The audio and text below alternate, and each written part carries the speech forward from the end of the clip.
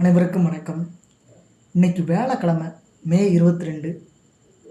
சமூக சீர்திருத்தத்தை ஏற்படுத்தியவர் ராஜாராம் மோகன் ராய். ராஜாராம் தான் அப்படின்னு எல்லாரும் சொல்கிறாங்க. ராஜாராம் அல்ல ராம் மோகன் ராய்ன்னு சொல்லி சொல்கிறாங்க. ராமச்சந்திர குகா அப்படி தான் எழுதுகிறார் நவீன இந்தியாவின் சிற்பிகள் புத்தகத்தில். மே 22 வேலைக்கிழமை பிறந்திருக்கிறாரு. சமூக சீர்திருத்தவாதி, இந்திய லெவலில் சோசியல் ரிஃபார்மர். இவரும் ஒருத்தர். இவரை தாண்டி பெரிய ஆள்லாம் இருக்கிறாங்க. அம்பேத்கர் இருக்கார். இந்தியாவில் ஜாதி மத சமூக சீர்திருத்தத்தை ஏற்படுத்தியவரும் பிரம்ம சமாஜத்தை நிறுவியவருமான ராஜாராம் மோகன் ராய் பிறந்த தினம் என்று. வங்காளத்தில் ஹூக்ளி மாவட்டத்தில் ராதாநகர் கிராமத்தில் 1772 பிறக்கிறார். உயர்கல்விக்காக பாட்னா சென்றவர் 15 வயதுக்குள் ஆங்கிலம், ஃப்ரெஞ்சு, லத்தீன், ஹீப்ரு, இன்னைக்கு இஸ்ரேலில் பேசுகிறாங்கல்ல அந்த மொழி, கிரேக்கம், சமஸ்கிருதம், இந்தி ஆகிய மொழிகளை கற்றுக்கிறார். இஸ்ரேலில் ஹீப்ரு மொழி பேசுகிறாங்க. வேத சாஸ்திரங்கள், உபநிடதங்களை ஆழ்ந்து கற்றார்.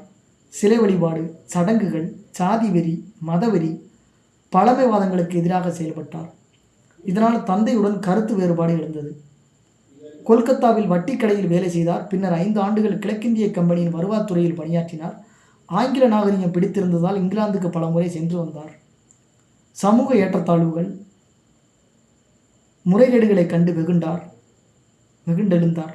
சாதி மத சமூக சீர்திருத்தம் கொண்டு வரும் முயற்சியாக கொல்கத்தாவில் 1815 ஆத்மீக சபையை உருவாக்கினார். இதன் மூலம் அனைத்து மக்களும் சாதி மத வித்தியாசமின்றி ஒன்றாக இணைந்து ஒரே இறைவனை வழிபட வழிவகுத்தார். பெண் உரிமை, பெண் கல்வி, விதவை மறுமணம், பெண் சொத்துரிமைக்காக பாடுபட்டார். விமன்ஸ் ப்ராப்பர்ட்டி ரைட்ஸ்க்காக பாடுபட்டார். உடன்கட்டை ஏறுதல், பலதார மனம் போன்றவற்றுக்கு எதிராக தீவிரமாக போராடினார். வேதாந்த சாஸ்திரங்களின் சாரத்தை 1819 வெளியிட்டார். வேதாந்த சாஸ்திரங்களின் சாரத்தை 1819 ஆங்கிலத்திலும் வங்காள மொழியிலும் எழுதி வெளியிட்டார். உபநிடதங்களை மொழிபெயர்த்தார். இயேசுவின் போதனைகளை திறனாய்வு செய்து இயேசுவின் கொள்கைகளை அமைதிக்கும் ஆனந்தத்துக்கும் வழிகாட்டி, இயேசுவின் கொள்கைகள் அமைதிக்கும் ஆனந்தத்துக்கும் வழிகாட்டி என்ற நூலை 1820 வெளியிடுறார். இது ரொம்ப முக்கியமான ஒரு புத்தகமாக தெரியுது. ஆங்கிலம், இந்தி, பெர்ஷியன், வங்காள மொழிகளில் பல கட்டுரைகளை எழுதினார். ஆங்கில முறை கல்வி போதிக்கும் பள்ளியை 1822 நிறுவினார். மேற்கத்திய இந்திய கற்றல் முறை இணைந்த பாடத்திட்டம் கொண்ட வேதாந்த கல்லூரியை 1826 நிறுவினார். இந்தியாவின் முதல் சமூக மத சீர்திருத்த இயக்கமாக பிரம்ம சமாஜத்தை நிறுவினார். சாதி அமைப்பு, குழந்தை திருமணம், சிசு கொலை, தீண்டாமை, பெண்கள் முக்காடு அணியும் முறைக்கு எதிராக குரல் எழுப்பினார். கோயில்களில் உயிர் பலி போன்ற சடங்குகளை நிறுத்துமாறு அறிவுறுத்தினார்.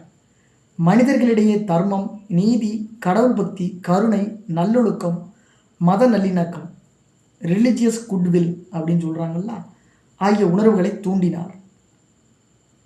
உடன்கட்டை ஏறும் சதி என்னும் பழக்கத்துக்கு எதிராக 1829 வில்லியம் பெண்டிங் கொண்டு வந்த சட்டத்தால் அந்த சதி ஒழிக்கப்பட்டது. SATI. மாபெரும் கல்வியாளர், சிந்தனையாளராகவும் திகழ்ந்தார். மேற்கத்திய மருத்துவம், தொழில்நுட்பத்திலும் சிறந்து விளங்கினார். தற்பொழுது உலகம் முழுவதும் வலியுறுத்தப்படும் பெண் உரிமைக்காக 200 ஆண்டுகளுக்கு முன்பே போராடியவர். மோசமான பழக்கங்கள், சடங்குகளை ஒழித்து சமூக சீர்திருத்தத்துக்காக போராடியவரும் இந்திய மறுமலர்ச்சியின் தந்தை என்று போற்றப்படுபவருமான ராஜாராம் மோகன் ராய் எனப்படும் ராம் மோகன் ராய் அல்லது ராம் மோகன் 61 வயசு 1833 இறந்து போகிறார். 1772 பிறப்பு. 15 வயதுக்குள்ள ஆங்கிலம் படிச்சிருக்கிறாரு, பிரெஞ்சு படிச்சிருக்கிறாரு, லத்தீன் படிச்சிருக்கிறாரு, ஹீப்ரு படிச்சிருக்கிறாரு, கிரேக்கம் படிச்சிருக்கிறாரு, சமஸ்கிருதம் படிச்சிருக்கிறாரு, இந்தி படிச்சிருக்கிறாரு, 7 மொழி கற்றுருக்கிறார். இது போக சாஸ்திரங்கள், வேத சாஸ்திரங்கள், உபநிடதங்களை கற்றுக்கிறார்.